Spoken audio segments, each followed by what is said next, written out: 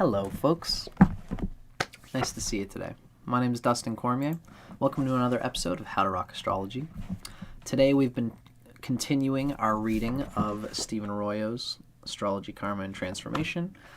If you have been watching the live stream, you can continue to watch. But if you're here just to learn about Neptune, to get the goods on Neptune, you don't need to hear the rest of this in context to get something out of this video. So, welcome.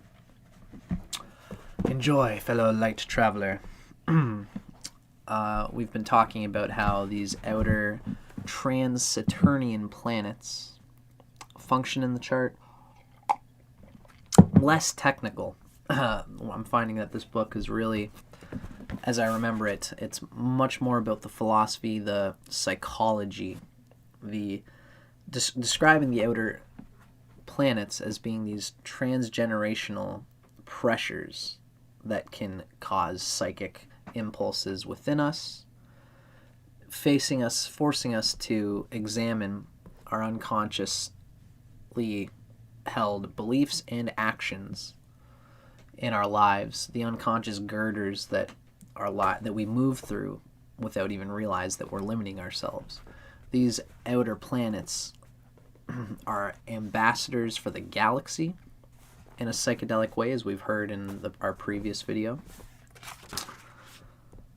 Now we're talking about Neptune, which Vedic astrology considers to be the symbolic deity of Vishnu. Vishnu, Christ consciousness, always representing the view of your life as it is in an enlightened, heart-open sense of the true beauty that it all is. Neptune represents not the excitation of the intuition, that's Uranus, not destruction or the forces of death, as in Shiva, as in Pluto.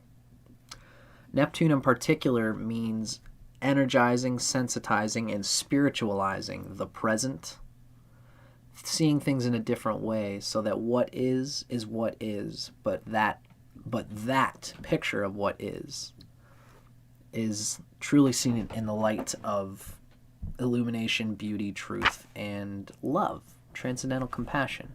It's kind of taking us insight into what humanity is and bringing down the forces of transcendental wisdom and compassion and inner subjective fulfillment in a lot of ways. I could talk about it forever. Let's read what Stephen Arroyo says about Neptune. This is continuing at chapter 3, the keys to transformation. Neptune. The planet Neptune symbolizes a force that is entirely beyond our control, for it is beyond the fringes of reason or of anything comprehensible to the logical mind. The only way Neptune can be truly understood in its essence is to surrender to it, for it is, by definition and function, beyond boundaries. It's only when we merge with it, i.e., when we become boundaryless ourselves, that we can know it. Hence, Neptune is associated with mysticism, mystery, a sense of oneness, trance, spiritual development, and inspiration. Neptune is also said to represent formlessness, illusion, dissolution, imagination, and idealism. To me, the most useful way of describing Neptune's essential meaning is to say that it represents the urge to lose one's self in another state of consciousness, whether higher or lower consciousness, and the urge to escape from all limitation, from both limitations of material existence and its boredom, and the limitations of the personality and the ego.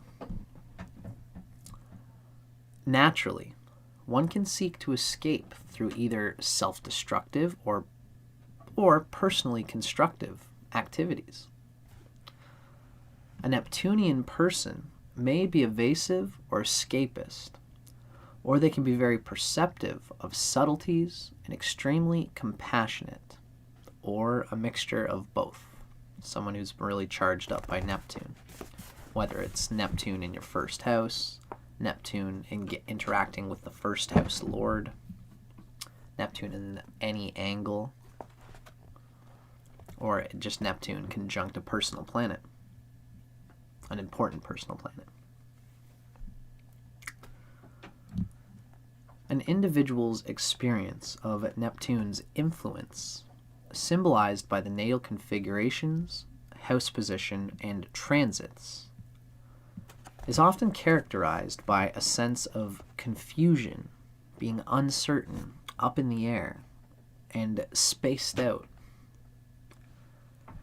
At least this is how it's often felt when the individual is just beginning to face it consciously, and before the person is sufficiently grounded to be able to keep his psychic balance.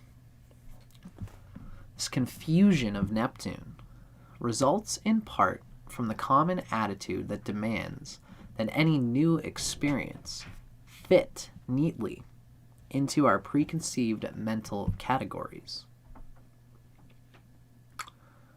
However, one cannot ever succeed in putting boundaries on Neptune. How can that which is boundless and formless by its very nature be brought within our limited concepts and life structures?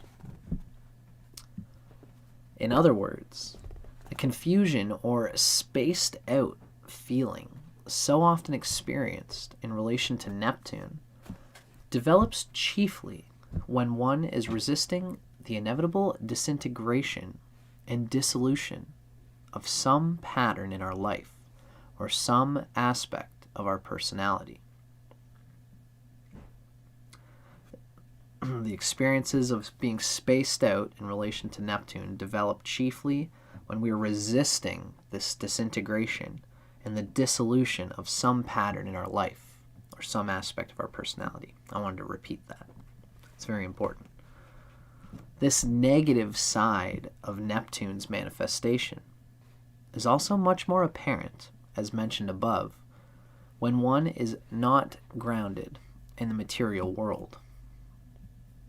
One might say that unless one has come to terms with the pressures, realities, and obligations of Saturn, then one is not sufficiently grounded to handle the intensity and the disruption of any of the Trans-Saturnian planets. You need Saturn, whether it's Saturn's objective manifestation physically in the cosmos as a stable job with stable routines, or whether it's the internal conception of Saturn to have the impulse to keep enduring no matter what.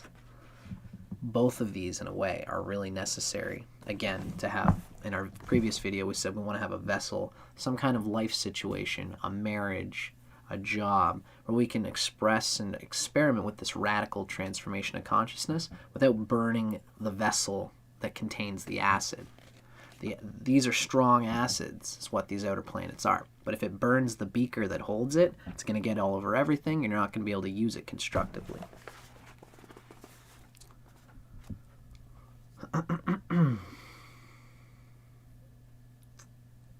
In other words,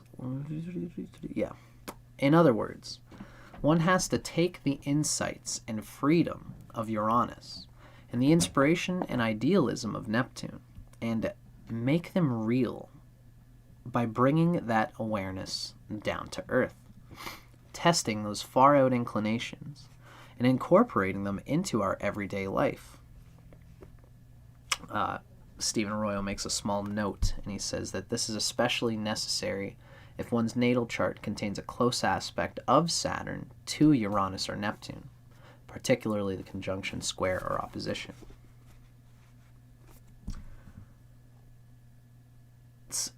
having the capacity to take the insights and freedom of Uranus and the inspiration and idealism of Neptune and testing them, bringing them down to earth, and incorporating them in our daily life. Failure to work on this integration inwardly with great honesty and diligence will often bring about either a tremendous feeling of discontent or, in some cases, legitimate, real psychological disturbances, which can eventually lead to a large-scale disintegration of the personality, dispersonalization. It's like these karmas have been crystallized for so long that we need to obliterate them in this incarnation, and if we don't, it's kind of like playing whack-a-mole. One comes up, and if you miss that guy, he's going to come up in another gopher hole somewhere. Just because you think he went away doesn't mean it's not going to come back.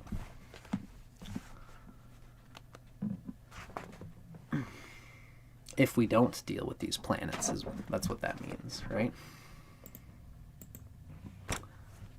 An excellent example of the need to have one's feet securely planted in practical reality as a complementary balance during any spiritual or psychic work is found in Carl Gustav Jung's autobiography, Memories, Dreams, and Reflections.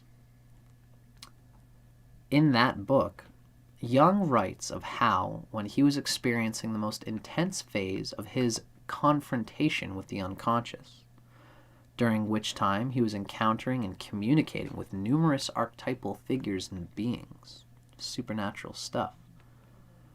The only thing that got Carl Jung through this total transformation in his consciousness was the fact that he could always look back and see that he had a certain place in the world together with specific professional and familial family duties. Without such a solid anchor to hold him to the earth, he felt that he might have easily been tossed about and psychically devastated, much as a small boat is totally helpless in an oceanic storm. We can see how possible and how destructive such devastation can be by witnessing the results of many people's experiments with psychedelic drugs, which artificially forced open psychic channels to the intense vibrations which the Trans-Saturnians represent. I definitely agree with that. I wouldn't paint it in necessarily black and white negative tones, and I don't think he is here either. Psychedelics, just like astrology and like anything profound to the consciousness, are like a surgeon's knife, which is sharp and can cut to heal or can cut to harm, depending on whether it's in the right or the wrong hands. Many of these people who experimented with drugs experienced spiritual and psychic realities which profoundly changed their lives. But most of them, since they were so young and therefore without a solid grounding in the world of practical realities and duties, had great difficulty integrating these profound insights into their still unformed personalities.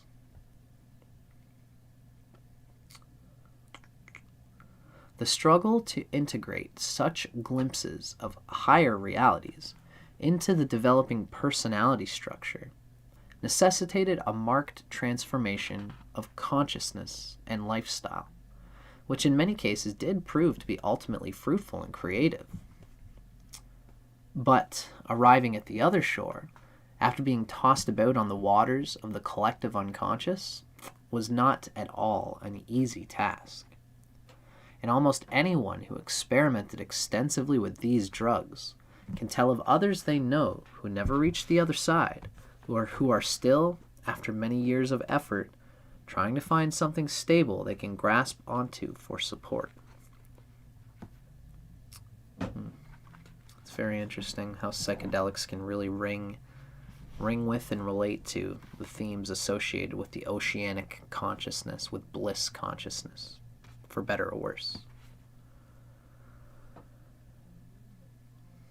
In any chart, the factor symbolized by a planet in close aspect to Neptune is highly sensitized and refined. This sensitivity often manifests as a susceptibility to illusion, self-deception, confusion, or even disintegration in that dimension of life. For Neptune inclines a person towards an unrealistic idealization of, or a fantasy about, a particular area of life. It's the Neptunian veil, really giving a foggy misunderstanding about a certain dimension of life, which can often be the cause of consternation, of obstructed energy, and also the leaking of energy, not being able to deal with the consciousness related there, but yet still being forced to not change the material circumstances unless we feel it's worth it and we need to. Some of the weird things about Neptune we have to deal with. So Neptune does incline a person towards an unrealistic idealization of or fantasy about a particular area of life. But these very problems can lead the individual to a fruitful search for a solution. During this search for answers, when the person comes to know that he or she is in fact learning about a higher reality through experiencing disillusionment, a Neptune aspect can then indicate a practical and positive idealization, and indeed a spiritualization of the factor, the house, the aspect indicated.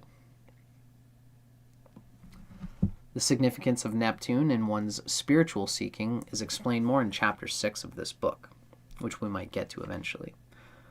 But since it is so rarely properly understood and clearly explained in astrological textbooks, a couple of things should be mentioned here. Neptune is talked about in a lot of books and astrology books, and Arroyo is trying to bring out the intermediate level of fruits, the integration principles of all the cookbook Uranus stuff. We have said that Neptune dissolves the old, highly ordered patterns of consciousness.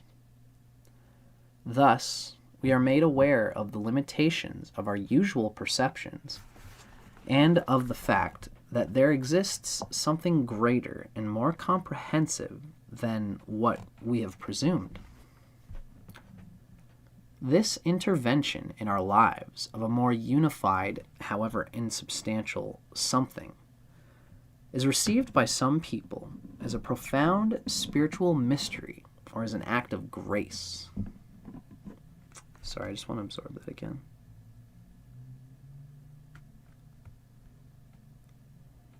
There exists something more greater and more comprehensive than what we have presumed. This intervention of a more unified something is received by some people as profound spiritual mystery or as an act of grace. I have personally found Neptune to be in either conjunction, square, or opposition, the so-called bad aspects, with the personal planets or the ascendant, in the chart of every individual I've seen who is actively pursuing some kind of spiritual path as his or her main life's work. It's almost like no matter what they involve themselves in, whether it's being some kind of speaker or any kind of work, and even an employer, an employee in some kind of corporate system, they will find some way to include in their living the sublimation and constant transformation of that identity, of the sun principle or the moon or the ascendant or whatever it is that's in aspect to Neptune. Evidently, these stressful aspects are not so bad for spiritual seekers. If you're a spiritual yogi, then you'll enjoy the challenge, the intense posture of a moment of sacrifice for the richness that it forces you to bring out through endurance and faith, that you can get through it and love and still be able to love. Spiritual seekers who are really truly spiritual take yoga out of the body and into the sphere of energy, of love, and of communion with other people. One might suppose that the energy generated by such aspects is necessary from these stressful aspects. This is necessary to prompt an individual to act on his spiritual inclinations and to strive with greater effort in that area of life. CEO Carter, CEO Carter has likewise found these aspects with Neptune to be more indicative of an artistic creativity and spiritual progress than the so-called easy aspects of Neptune. Neptune, in an interesting way, works better with squares and tense aspects. Again, I'm not a Western astrologer as much as a Vedic astrologer. I think Vedic astrology would have a different way of understanding what makes a good aspect or a bad aspect, really getting right down to the nature of the planet, the nature of the field, the house, the energy that's being energized and challenged to be refined through Neptune. But it's still important for us to digest wholesale, at least, what Stephen Arroyo is giving us, and then to bring it into our own personal conception.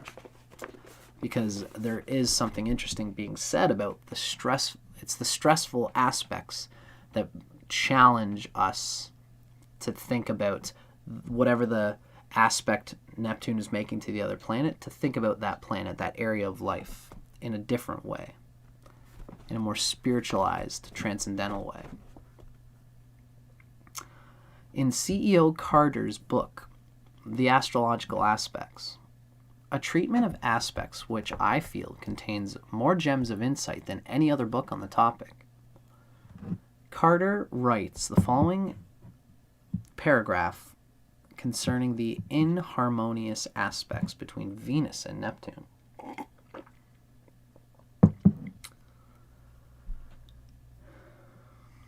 In some respects, these inharmonious aspects seem to lead to more definite results than the trine and sextile, for they bestow a divine discontent and a constant restless seeking for an ideal, which is not easily realizable on Earth. This is particularly so in matters of the affections, trying to find the perfect lover, trying to find perfection in a lover, almost blinding yourself to what's the beauty that's already there because you're thinking of a form and not meeting the bliss of reality for what it is, the bliss of your love for what it is. The ideals are indeed very high, and there may be a persistent dissatisfaction both with things and persons, varying from a petulant or peevish attitude to a noble aspiration and persistent endeavor to seek for a fuller realization of inner visions. The inharmonious combinations are frequently found in the nativities of great artists. Excuse me. Although the good aspects of these two planets are naturally more favorable for happiness and easy conditions, it seems that so far as achievement, moral character, and artistic ability go, the inharmonious aspects are in no way inferior to them, to the trines. In fact, they may be better inasmuch as they produce more energy, more spiritualizable energy, and more capacity to channel this energy. It's interesting that Venus can take that tense aspect from Neptune, and through Neptune turns Venus into a divine sacrifice for what's in the immediate moment. Which is a great way to burn out karmas of attachment in the soul in order to liberate it from being attached to attachment for attachment's sake. because once you let go of the impulse of attachment, then you can enjoy your love for what it is freely and truly with clarity, cut from the discernment of dissolution, of what you thought was important in relationship. Once you cut with your discerning awareness of an experience of a Neptune phase with Venus, you begin to see how your own psychological hang-ups obstructed your capacity to be fulfilled by what's already in front of you. Or to find what it is that, or it can also teach you how your present immediate experience is actually reducing your quality of fulfillment, Venus things. In which case, sometimes it does make a transformative change and makes that lover become your ex-lover or what have you. Now, this divine discontent spoken of by Carter in the previous paragraph, it's indeed often found in those who have almost any of the conjunctions, squares, or oppositions of Neptune with the personal planets or the ascendant. This discontent comes from the fact that Neptune sensitizes or tunes one into the reality of the unseen, immaterial forces of life. When one senses that there is in fact a subtler, higher plane of being which is accessible to human consciousness, it is often difficult to patiently live a mundane existence in a material world that increasingly looks and feels like a prison. It seems to me that the key to forming a right relationship to the Neptunian force in our lives is to realize in some way that no satisfaction or liberation will come from our constantly seeking the ideal for which we yearn in the outer world, and that it will only come when we accept responsibility, Saturn, for making our lives ideal through our own creativity and devotion. In other words, we have to turn within. We have to live the ideal in order to make it real. This is one of the most profound passages I think that's in this book. There's no use in always looking unrealistically for the perfect situation, whether it be the perfect job, the ideal marriage, or the picture-perfect home with beautiful scenery all around. Neptune inclines one toward getting hung up on pictures, on images of perfection, toward which one then wants to run to escape from the pain of everyday life. Naturally, an extremely sensitive person may need to live in an environment or to have a type of work which at least does not deplete his or her psychic energy through constant stress. But to insist that everything be perfect before we will live it to the fullest, before we will commit ourselves to it completely, this is an attitude which ensures that we will never feel any inner peace. This is what Neptune's disruptive aspects force us through the unfurlment of the impossibility of these internal resistances and holding patterns. It just knocks us into the reality of how much we're missing out by holding on to these neurological habit patterns. Sometimes it can be very bitter, but when you do eventually turn and enjoy life's sweet, delicious Venusian divine love nectar with someone or something, or to let go of our attachment to the sensationalism, the relief that can be felt is worth the pressure of not having felt it.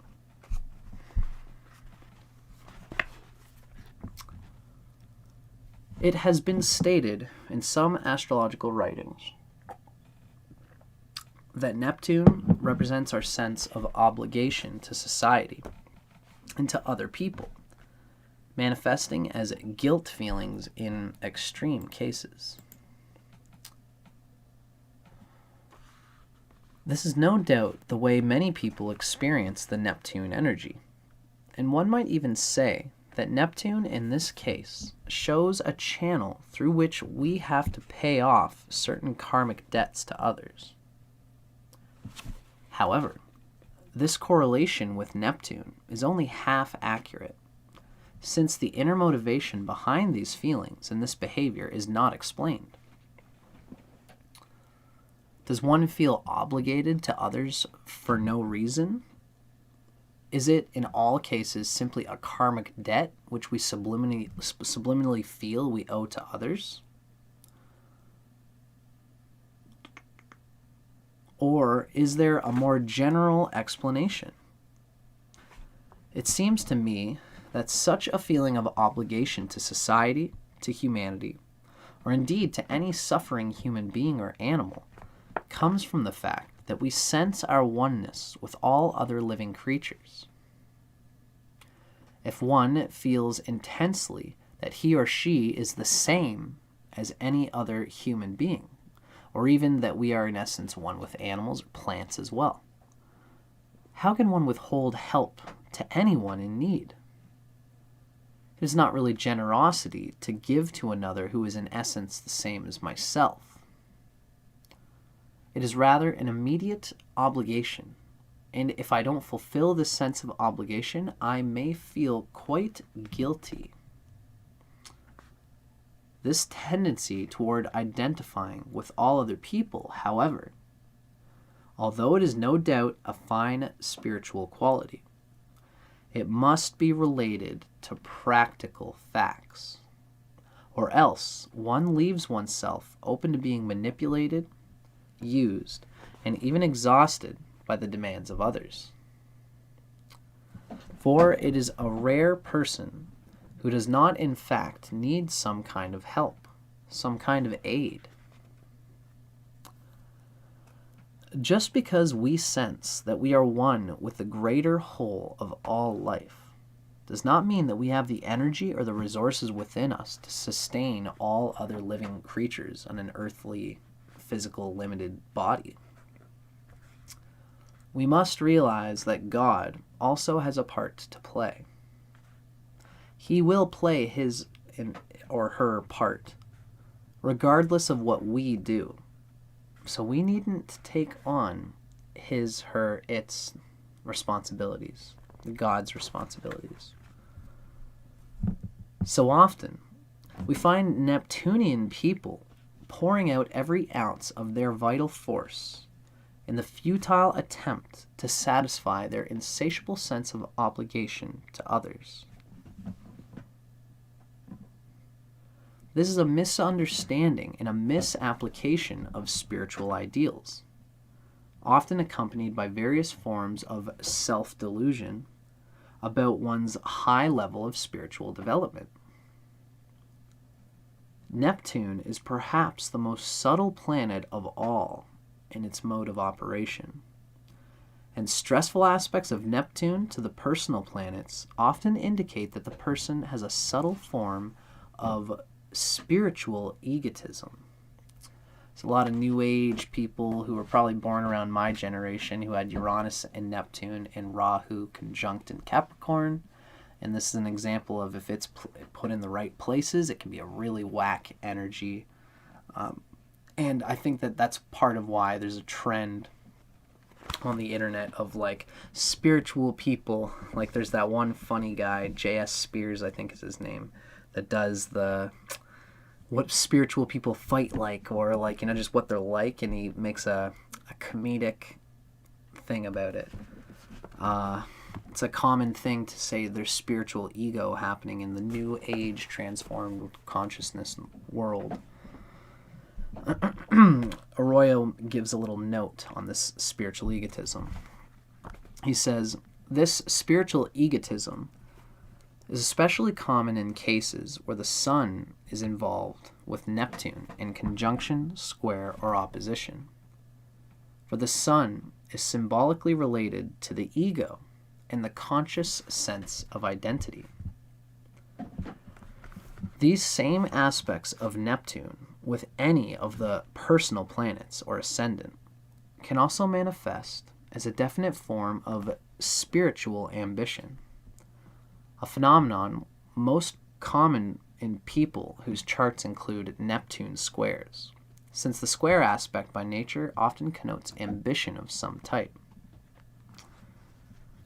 Again, I would be more interested in yogas, in moments where Neptune and its lord or its lord are being negatively affected by another planet.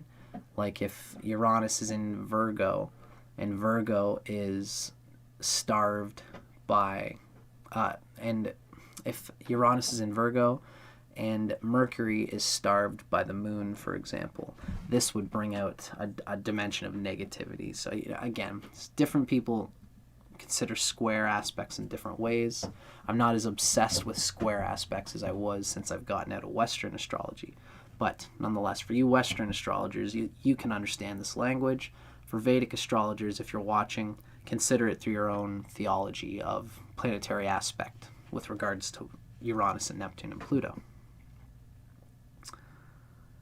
Naturally, so when someone has like a square to Neptune in their sun or their ascendant, it brings an ambition. And naturally, such ambition can be directed either into fruitless attempts to gain spiritual power or worldly power in spiritually oriented groups, or into disciplined and consistent forms of spiritual practice based on devotion to an ideal rather than to one's own glorification. So that's like the spiritual egotism directed and through a positive, constructive channel. Either way, someone has to deal with how do I consider myself? If I want to be bigger than the small sense of I, then I've got to live by some spiritual, higher, deeper consciousness, man. I'm just like totally chakra'd out, and I'm just, you're not on my level, It's like these kind of like extremified transcendental type of consciousness of a person who doesn't have a proper reception to regular speed of earth life, or is just who's ignorant to human concourse, So all in all, we can gather from all of the above the nature of the Neptunian influence for each of us is dependent upon our attitude towards it, upon the value that we attribute to it, and upon how we fit experiences of subtlety into our life structure. If we welcome the onrush of Neptunian energies into an open mind and soul, we can experience heightened spiritual perception, imagination, and inspiration. Archetypal images can be seen, and timeless realities can be felt. As Dane Rudyard writes, Neptune is at every level the healing and sustaining power of the wholeness of the whole. That's very psychedelic. That's such a great way to put it. Rudyard further states, and I quote, "To him whose soul has become a hallowed shrine for the living God, whose circumference of self includes potentially the whole universe, whose mind establishes its formulations in terms of the reconciliation of all opposites, leaving nothing outside of its all-inclusive, multi-dimensional logic. To him, God answers as grace." Wow, what a great line. That's from Triptych by Dane Rudyard.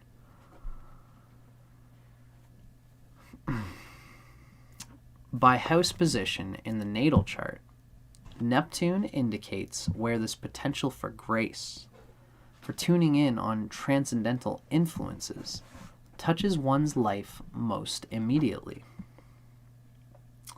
But it shows only a potential for experiencing grace or spiritual realities.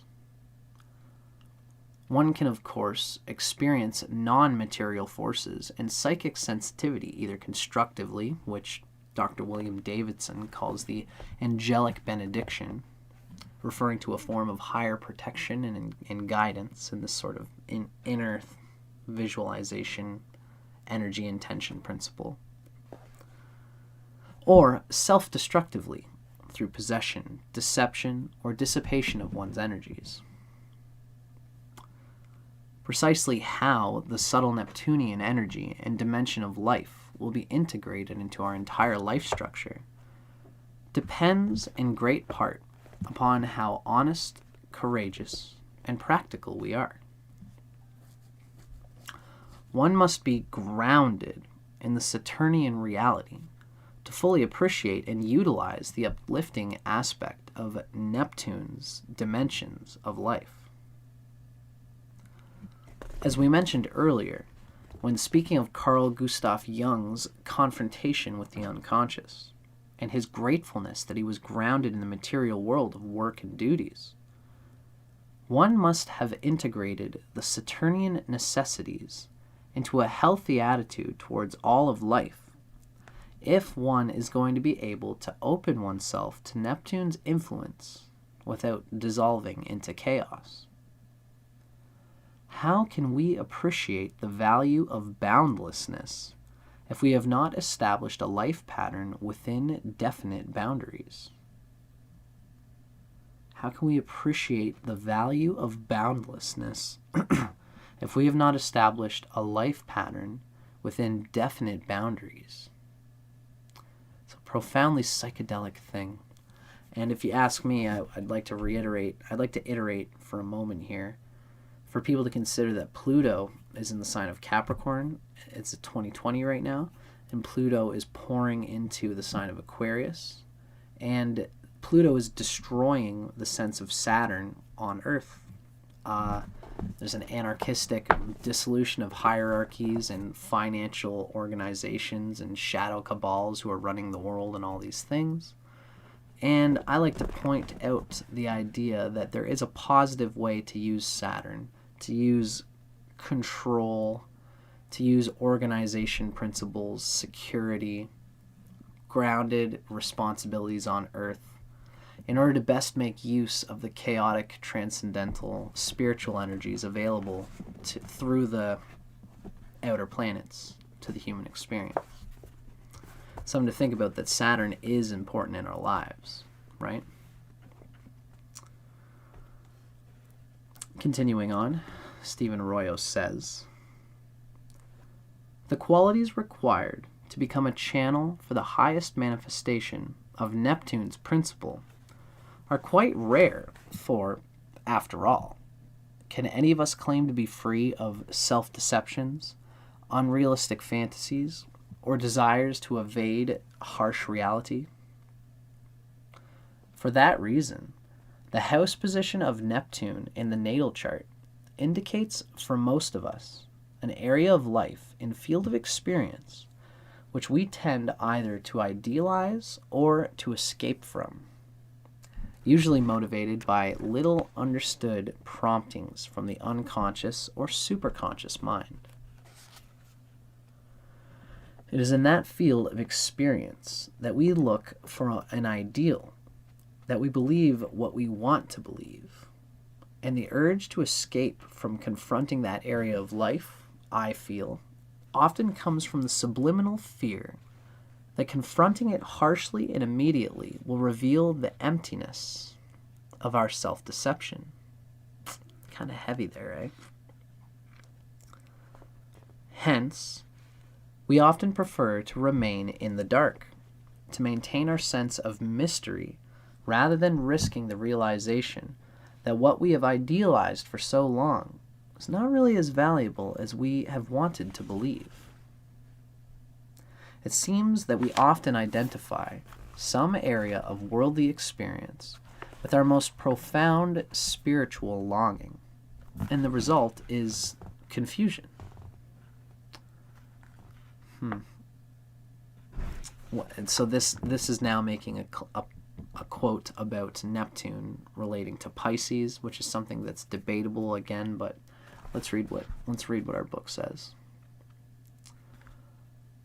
Acute discrimination Virgo, the opposite sign from Neptune's sign, Pisces, is required to enable us to clarify for ourselves what is really related to our spiritual growth and what is merely an area of life which we have hoped, perhaps for lifetimes, would fulfill our spiritual longing and loneliness. Wow. Virgo, discernment, acute discrimination is required to enable us to clarify for ourselves what is really related to our spiritual growth and what's merely an area of life which we have hoped for lifetimes, perhaps, would fulfill our spiritual longing and loneliness. Very psychedelic. I've often wondered whether Uranus, Neptune, and Pluto in the natal chart are related to the expression of knowledge gained either in previous lives or between earthly incarnations. Uranus is known as the planet of insight, originality, and genius. From where does this insight and new knowledge come from? Neptune reveals a visionary and imaginative capacity and a sense of mystical oneness, which are obviously aspects of experience, remote from the material realities of everyday life. Perhaps a contact with Neptune in the chart shows a vague stirring of innate mental images or experiences that we haven't encountered before, or that we have Perhaps a contact with Neptune in the chart shows a vague stirring of innate mental images or experiences that we have encountered before, perhaps between lifetimes in other dimensions. Déjà vu. Perhaps a contact with Uranus shows an attunement to knowledge that was fully assimilated long ago, and which is only now being tapped for expression in this lifetime. Stephen Arroyo mentions how Chapter 11, I believe, will shed some light on this question. For the Edgar Cayce psychic readings extensively explore the relation of planetary attunement to the soul's experiences between lifetimes. Very psychedelic.